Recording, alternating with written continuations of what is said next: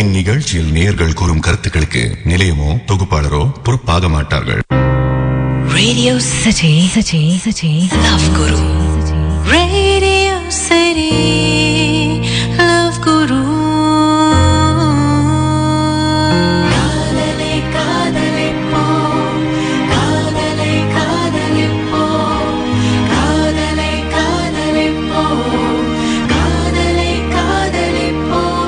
Radio City Love Guru. FM na Radio City 91.1. Radio City Love Guru நிகழ்ச்சியில இப்போ இந்த Friday Frank டேவில் நம்ம கூட பேசுறதுக்காக காயத்ரி வந்திருக்காங்க. எஃப்எம் கேட்டுட்டு இருக்கீங்க. எஃப்எம்னா ரேடியோ சிட்டி. காயத்ரி, என்ன பகிர்ந்துக்கணும்னு நினைக்கிறீங்க, சொல்லுங்க. எனக்கு எதுவும் பகிர்ந்துக்கணும்னா அப்படிலாம் எதுவும் இல்ல. லவ் குரு எல்லாருமே நல்லா இருக்கணும். இன்னைக்குமே ஏதாவது உண்மையை சொல்லுங்க. நான் இந்த ஸ்டுடியோல இருக்கிறேன்னு செக் பண்றதுக்கு வாரத்துல ஒருத்தங்களாவது ஃபோன் பண்ணுவாங்க. நீங்க அந்த மாதிரி லவ் குரு உண்மையாவே ஸ்டுடியோல தான் இருக்காரா இல்ல ஷோ ரெக்கார்ட் பண்ணி வச்சுட்டு வீட்டுக்கு போயிட்டாரான்னு செக் பண்றதுக்கு தானே கால் பண்ணீங்க? இல்லையா, எனக்கு உங்க ரொம்ப பிடிக்கும். உங்க ஷோனால நிறைய பேர் வந்துட்டு வெளியில வந்திருக்காங்க. நிறைய விஷயத்துல இருந்து அவங்க தோல்வியில இருந்து வெளில வந்திருக்காங்க. தேங்க்யூ. அன்புக்கு ரொம்ப நன்றி. இது இந்த ஷோனால இல்ல, இதே மாதிரி ஏற்கனவே தோத்தவங்க நிறைய பேர் அவங்களுடைய பெயின்ஃபுல்லான பேஜஸ் ஷேர் பண்ணும்போது ஒரு சிலருக்கு அது கான்பிடன்ஸ் கொடுக்குது. ஓ, நம்மளுக்கு மட்டும் தான் பிரச்சனை இல்ல, உலகத்துல நிறைய பேருக்கு பிரச்சனை இருக்குது, அதனால நம்மளும் அதுல இருந்து ஓவர் கம் பண்ணி வந்துடலாம். ஆனா நீங்க உங்களோட வார்த்தைகள்ல வந்துட்டு சொல்லும் போது அவங்களுக்கு ஒரு எனர்ஜி மாதிரி இருக்குல்ல, மேபி இருக்கலாம். அதுவும் உங்களாலதான் அப்படின்னு தான் நான் சொல்லுவேன். சோ எனக்கு இந்த கிரெடிட் எடுத்துக்கிறதுல இன்ட்ரெஸ்ட் இல்ல, ஏதோ சும்மா நடிக்கிறேன்லாம் இல்ல. உண்மையாவே இந்த ஷோ ஃபுல் அண்ட் ஃபுல் உங்களை மாதிரி இந்த ஷோ கேட்கறவங்க சொல்ற வார்த்தைகள், அவங்க எக்ஸ்பிரஸ் பண்ற ஃபீலிங்ஸ் மட்டும் வச்சுதான் நான் இந்த வண்டி ஓட்டிட்டு இருக்கேன். நான் எப்பவுமே மிஸ் பண்ண மாட்டேன், எப்பவுமே கேட்பேன். Night thank you. அன்புக்கு ரொம்ப ரொம்ப ரொம்ப நன்றி. இந்த ஷோக்கு தொடர்ந்து இந்த மாதிரி எங்க அண்ணாக்கு மேரேஜ் வச்சிருக்கேன் லவ் குரு, கண்டிப்பா நீங்க வரணும் லவ் குரு. பாரா, ஏற்கனவே நிறைய இன்விடேஷன்ஸ் எல்லாம் வாங்கி எல்லா கல்யாணத்தையும் அட்டெண்ட் பண்ணிட்டேன். அதே மாதிரி உங்க அண்ணன் கல்யாணத்துக்கு நான் கண்டிப்பா வரதுக்கு ட்ரை பண்றேன். இந்த அண்ணாவுக்கு எனக்கு மேரேஜ் இன்னும் டேட் ஃபிக்ஸ் ஆகல லவ் குரு. சோ எப்ப நடந்தனாலும் அண்ணாவுடைய மேரேஜ்க்கு என்னுடைய ஹார்ட்டி விஷஸ் எங்க இருந்தாலும் உண்டு. அண்ட் தேங்க்யூ இந்த அன்புக்கும் இந்த நம்பிக்கைக்கும் இந்த வார்த்தைகளுக்கும். சரியா? Okay, thank you Love Guru. Thank you Gayatri. Stay tuned. 426999 கடைங்க. இந்த ஃப்ரைடே ஃப்ராங்க் டேவில் நீங்களும் உங்களுடைய உணர்வுகளை பகிர்ந்துக்கலாம். only on FM. FM-னா Radio City. Radio City Love Guru நிகழ்ச்சியில இந்த ஃப்ரைடே ஃப்ராங்க் டேவில் அடுத்ததா தன்னுடைய உணர்வுகளை பகிர்ந்துக்க லக்ஷ்மன் வந்திருக்காரு. FM கேட்டுட்டு இருக்கீங்க. FM-னா ரேடியோ சிட்டி 91.1. லக்ஷ்மன், என்ன பகிர்ந்துக்கணும்னு நினைக்கிறீங்க, சொல்லுங்க. இன்னைக்கு வந்து என் லவர் பத்தி ஷேர் பண்ணிக்கணும். தாராளமா. 8 years லவ் பண்ணோம். ஏதோ அன்எக்ஸ்பெக்டடா நான் லைஃப்ல செட்டில் ஆக முடியாம போயிடுச்சு. கொஞ்சம் லேட் ஆயிடுச்சு செட்டில் ஆகுறதுக்கு. ஓகே. சோ அதே ரீசனா வச்சு அந்த பொண்ணு என்னை விட்டு பிரிஞ்சுட்டாங்க. இருந்தாலும் பரவாயில்ல, பட் அந்த பொண்ணு எங்க இருந்தாலும் நல்லா இருக்கணும். அது இல்லாம எனக்கு இன்னொரு மைனஸ் இருக்கு. விதுளி சேலஞ்சர் பர்சன் ஹலோ குரு நானு. ஓகே. சோ இதுவும் ஒரு ரீசனா எடுத்துக்கலாம். இதனால என்ன விட்டு பிரிஞ்சு போயிட்டாங்க. அது ஒரு ரீசனா எடுத்துக்காதீங்க. ஏன்னா உங்களை ஒருத்தங்க லவ் பண்ணிருக்காங்க இல்லையா? அப்போ உங்களுக்கு வாட் எவர் த டிசபிலிட்டி இல்ல உங்களுக்கு என்ன மாதிரியான ஒரு குறை நீங்க நினைக்கிறீங்களோ இல்ல மத்தவங்க என்ன நினைக்கிறாங்களோ அது உங்களுக்கு இருந்தது இல்லையா? இருந்துதானே உங்களை லவ் பண்ணாங்க. அப்படின்னா அதுக்கு பிறகு விட்டுட்டு போனதுக்கு அது காரணமா இருக்க முடியாது. உங்களை அப்படின்னா அவங்க காதலிக்காமலே நிராகரிச்சிருக்கணும்.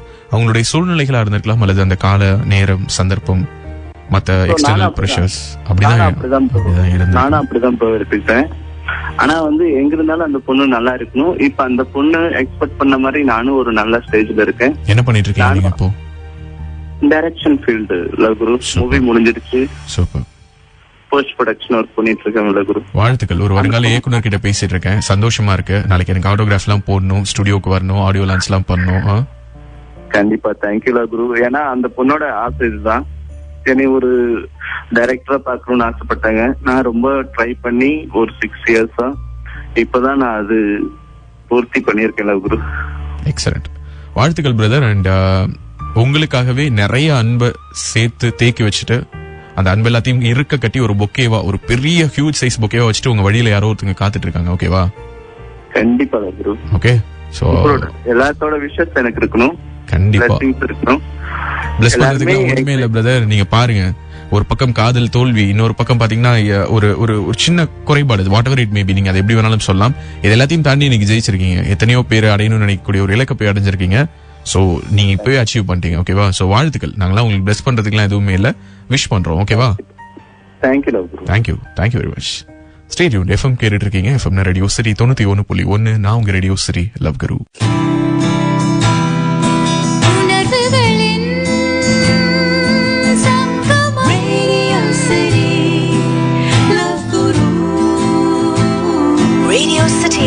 குருவோட நீங்க கேட்டுட்டு இருக்கிறது எஃப்எம்னா Radio City 91.1.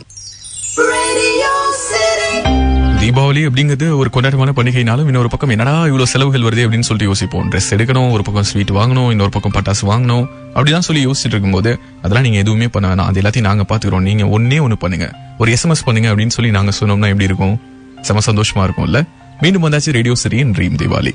ஆமா, ரேடியோ சிட்டியின் ட்ரீம் தீபாவளியில நீங்க ஸ்வீட் பாக்ஸ் வின் பண்ணலாம், பட்டாஸ் பாக்ஸ் வின் பண்ணலாம், டெக்ஸ்டைல் வவுச்சர் வின் பண்ணலாம். இதற்கு நீங்க பண்ண வேண்டியதெல்லாம் ஒரே ஒரு எஸ்எம்எஸ் தான். உங்க மொபைல் எடுங்க, சிட்டின்னு டைப் பண்ணுங்க, சின்ன இடைவெளி விட்டு ட்ரீம் தீபாவளி என்பதனுடைய சுருக்கமான DD, city space DD space உங்களுடைய பேரை டைப் செய்து 57272 5727 என்ற எண்ணுக்கு எஸ்எம்எஸ் பண்ணுங்க. Stay tuned. எஃப்எம் கேட்டுட்டு இருக்கீங்க. FM Radio City 91.1. நான் உங்க Radio City love. Radio City Love Guru நிகழ்ச்சியில இப்போ நாம பிரியா கூட தான் பேச போறோம். எஃப்எம்மோடு இணைந்து இருக்கீங்க. எஃப்எம்னா ரேடியோ சிட்டி 91.1. பிரியா, இந்த ஃப்ரைடே ஃப்ராங்க்டேல என்ன பகிர்ந்துக்க போறீங்க சொல்லுங்க.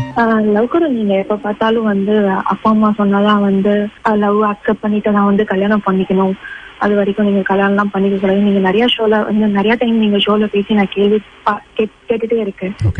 எனக்கு லவ் 2004 வந்தது. அப்போ என் ஏஜ் 16. ஸோ அப்போ எனக்கு இருந்த லவ் எங்க வீட்டுக்கு தெரிஞ்சப்போ அது லவ் கிடையாது, வெறும் அஃபெக்ஷன் தான் அப்படி இப்படின்னு சொல்லிட்டு சின்ன சின்ன ப்ராப்ளம். ஸோ எனக்கும் அவருக்கும் லவ் தான், அது அஃபெக்ஷன் கிடையாதுன்னு சொல்லிட்டு நிரூபிக்கிறதுக்காக நானும் அவரும் ஒரு 10 years பேசாமே இருந்தோம். இப்பதான் ஒரு 2014 ஒரு பேட் சிச்சுவேஷன்ல தான் நான் திருப்பியும் அவரை பார்த்தேன். அதுவும் Facebook மூலியமா தான் மீட் பண்ணேன். சரி, அவரும் எனக்காக தான் வெயிட் பண்ணிட்டு இருக்காரு, நானும் அவருக்காக தான் வெயிட் பண்ணிட்டு இருக்கேன். எத்தனை வருஷமா இந்த ஜர்னி இந்த மாதிரி போயிட்டு இருக்கு? கிட்டத்தட்ட more than 10 years. இப்போ 12th year முடிஞ்சிருக்கு. இப்பதான் 2016. 12 years லவ்க்காக போராடிட்டு தான் இருக்கும். எங்க வீட்லயும் நான் இப்பதான் 2 yearsக்கு முன்னாடி திருப்பியும் நான் சொன்னேன், இது அஃபெக்ஷன் கிடையாது, லவ் தான். எனக்கும் இன்னும் அவர் என் மனசுலதான் இருக்காரு, அவர் மனசுலயும் நான் தான் இருக்கேன், நாங்க 2 பேரும் கல்யாணம் பண்ணிக்கணும்னு ஆசைப்படுறோம் அப்படின்னு சொல்லிட்டேன். ஆனா அப்பா ஒரு ஸ்ட்ரிக்ட் போலீஸ் ஆபீசர், லவ்வுக்குலாம் என்ன சொல்றது அக்செப்ட் பண்ணிக்க மாட்டாரு. நீங்க என்ன பண்றீங்க, அவர் என்ன பண்றாருன்னு தெரிஞ்சுக்கலாமா? if you don't mind. நான் ஒர்க் பண்ணிட்டு பிசினஸ் பண்ணிட்டு இருந்தேன், நான் விட்டுட்டேன், இப்போ எதுவும் பண்றது கிடையாது. அவர் குடில்ஸ்ல பெருமாள் கோயில் பார்த்துட்டு இருக்காரு. முக்கியமா பெரிய ப்ராப்ளமே இப்ப ஜாதி தான் இருக்குது. ஓகே, இல்ல 2 விஷயம். ஒண்ணு, நீங்க ஏற்கனவே சொல்லிட்டீங்க, அதாவது நீங்க அடிக்கடி அம்மா அப்பா சம்மதத்தோட கல்யாணம் பண்ணிக்கோங்கன்னு சொல்றீங்க. எங்க அம்மா அப்பா சம்மதிக்கவே இல்ல, 10 வருஷமா நாங்க போராடிட்டு இருக்கோம், அதுக்கு என்ன பண்றது அப்படிங்கிறது உங்களுடைய இன்டைரக்டான கொஸ்டின். ஆமா, ரைட்? ஓகே, அதுக்கான முதல் பதில், அம்மா அப்பாவுடைய சம்மதத்தை வாங்கி கல்யாணம் பண்ணிக்கும் போது கூடுதலான ஆசீர்வாதம் நமக்கு கிடைக்கிற மாதிரி அர்த்தம். அவங்கள கஷ்டப்படுத்தி அவங்க மனவேதனையில ஒரு வாழ்க்கையை தொடங்கக்கூடாது அப்படிங்கிறது என்னுடைய அழுத்தமான ஒரு எண்ணம். அதுதான் நான் இந்த ஷோ மூலமாவும் நான் கல்டிவேட் பண்ணணும்னு நினைக்கிறேன். பட் ஒரு கட்டத்துக்கு மேல அவங்களால நம்முடைய உணர்வுகளை புரிஞ்சுக்கவே முடியலன்னா, அவங்க இல்லாத ஒரு வாழ்க்கையை தொடங்குறதுக்கான சக்தி, மனதிடம், அதை நினைச்சு பின்னாடி ஃபீல் பண்ணாத ஒரு மனசு, இதெல்லாம் நமக்கு இருக்குதுன்னா நம்ம தாராளமா அந்த லைஃபை ஸ்டார்ட் பண்ணலாம். அண்ட் 2வது, எல்லா அம்மா அப்பாவும் கண்மூடித்தனமா ஜாதியை பேஸ் பண்ணியோ அல்லது இந்த சமூக அந்தஸ்தை பேஸ் பண்ணியோ மட்டுமே வேணான்னு சொல்றது இல்ல. சில நேரங்கள்ல நம்மளுடைய சாய்ஸ் எந்த அளவுக்கு இருக்கும், இது ஒத்து வருமா, நம்ம பொண்ணு நல்லா இருப்பாளா, நம்ம பையன் நல்லா இருப்பானா, அவன் எடுத்துக்கக்கூடிய இந்த முடிவுனால அவங்க லைஃப் நல்லா இருக்குமா, நாளைக்கு நம்ம இந்த அட்வைஸ் எல்லாம் சொல்லாம விட்டுட்டோம் அப்படிங்கிற ஒரு குற்ற உணர்ச்சி நமக்கு வரக்கூடாதுன்னு நினைக்கிறதும் ஒரு காரணம். கூடவே இந்த சொசைட்டில காதல்ங்கிற பேர்ல நடக்கக்கூடிய ஒரு சில விஷயங்கள் அதையும் அவங்க பாக்குறாங்க. பார்க்கும்போது அவங்களுக்கு ஒரு பயம், நாளைக்கு நமக்கு கல்யாணம் ஆகி குழந்தை பிறந்து நம்ம பையன் இந்த மாதிரி ஒரு பொண்ணை லவ் பண்றேன், பையனை லவ் பண்றேன்னு சொல்லும் போதுதான் நமக்கு தெரியும். உங்க தங்கைக்கு எத்தனை வயசுல லவ் வந்தது? உங்க தங்கையுடைய இந்த லவ் பத்தி உங்க வீட்டுல எப்ப தெரிய வந்தது? இப்பதான் 1 year முன்னாடிதான். உங்க தங்கைக்கு என்ன வயசுல கல்யாணம் ஆச்சு? இல்ல, இப்பதான் ஆக போகுது, December 9. மீன்ஸ் அதான் அவங்களுக்கு என்ன வயசு இப்ப ஆகுதுன்னு கேக்குறேன். 23 அவர். 28. அவங்க என்ன பண்றாங்க?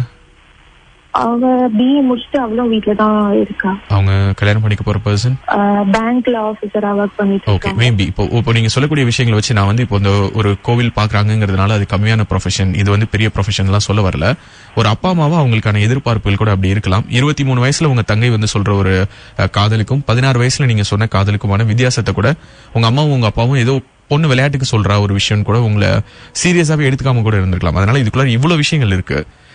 இப்போ நான் சொல்றேன், மறுபடியும் உங்க அம்மா அப்பாவுக்கு நான் சப்போர்ட் பண்ணி பேசுறேன்னு சொல்ல வரல, இந்த காதல் தப்புன்னு நான் சொல்ல வரல. அண்ட் எக்ஸாக்ட்லி உங்களுடைய காதலை நிரூபிக்கிறதுக்காக தான் நீங்க 12 வருஷம் வெயிட் பண்றீங்க. அண்ட் கண்டிப்பா ஒரு சில நேரங்கள்ல ஒரு சில ப்ரெஷர்ஸ் எக்ஸ்ட்ரீம் லெவலுக்கு போனதுக்கு பிறகு இப்போ உங்களை வச்சுக்கிட்டு உங்க தங்கைக்கு கல்யாணம் பண்றது கூட ஒரு வகையில பாத்தீங்கன்னா, ஓகே இதை முடிச்சு கொடுத்துட்டு நீ உன் விருப்பத்துக்கு பண்ணிக்கோன்னு உங்களுக்கு சொல்றதுக்கான ஒரு காரணமா கூட இருக்கலாம். யாருமே வீட்டை விட்டு ஓடி போறது கிடையாது, பெற்றோர்களால துரத்தப்படுறாங்க அப்படின்னு சொல்லிட்டு. சோ அதனால நீங்க எந்த முடிவு எடுத்தீங்கனாலும் அது வந்து நீங்க தீர்க்கமா யோசிச்சு எடுக்கிற ஒரு முடிவா இருக்குங்கிற நம்பிக்கை மட்டும் எனக்கு ரொம்ப அழுத்தமா இருக்குது. அண்ட் அது யாரையும் காயப்படுத்தாமல் எல்லோரையும் சந்தோஷப்படுத்துற ஒரு முடிவா இருக்கணுங்கிறது மட்டும்தான் என்னுடைய ஒரே ஒரு ரெக்வெஸ்ட். ஓகேவா? நீங்களும் காயப்பட வேணாம், சரியா? சோ உங்க அம்மா அப்பாவை சந்தோஷப்படுத்துறதுக்காக நீங்க ஒரு பிடிக்காத ஒரு வாழ்க்கையை ஏத்துக்கோங்கன்னு சொல்ல, அண்ட் அதே நேரத்தில் உங்களுக்கு பிடித்தமான ஒரு வாழ்க்கைக்காக உங்க அம்மா அப்பாவுடைய சாபத்தையும் சமாதிக்காதீங்கன்னு சொல்றேன். இது ரெண்டுத்துக்குமான மிட் பாத் ஏதாவது ஒண்ணு இருக்கும். அது மேபி உங்களுடைய தங்கையுடைய திருமணமா கூட இருக்கலாம். அது முடிஞ்ச உடனே ஆட்டோமேட்டிக்கா உங்களுக்கான டோர்ஸ் ஓபன் ஆகிறதுக்கான சாதியங்கள் கூட இருக்குது. சோ அதனால பொறுமையா 12 வருஷம் வெயிட் பண்ணிட்டீங்க, தங்கைக்கான கல்யாணம் முடியட்டும், வெயிட் பண்ணுங்க, பார்க்கலாம், அதுக்கேற்ற மாதிரி ப்ரொசீட் பண்ணலாம். சரியா? ஓகே. அண்ட் உங்க ஷோல கூட அவரும் நிறைய வாட்டி போன் பண்ணி பேசியிருக்காரு.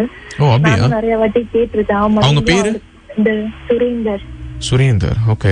அண்ட் அவர் பேசுறதே நானும் லைவா கேட்டிருக்கேன். அவரு அவ்வளவு அழுதுட்டு நீங்களும் வந்து நிறைய சமாதானம் சொல்லிருக்கீங்க. எனக்கு நிறைய வாட்டி போன் பண்ணி பேசணும்னு ஆசையா இருந்தது. அன்பார்ச்சுனேட்லி எனக்கு இப்பதான் முடிஞ்சது. No issues. அண்ட் அவரையும் நான் ரொம்ப விசாரிச்சேன்னு சொல்லுங்க. அண்ட் தேங்க்யூ இந்த நேரத்தில் உங்களுடைய உணர்வுகளை பகிர்ந்ததற்கு மிக்க நன்றி. தேங்க்யூ. பாய். ஸ்டே டியூன்டுங்க. எஃப்எம் கேட்டுட்டு இருக்கீங்க. FM Radio City 91.1. நான் உங்க ரேடியோ சிட்டி லவ் கரு.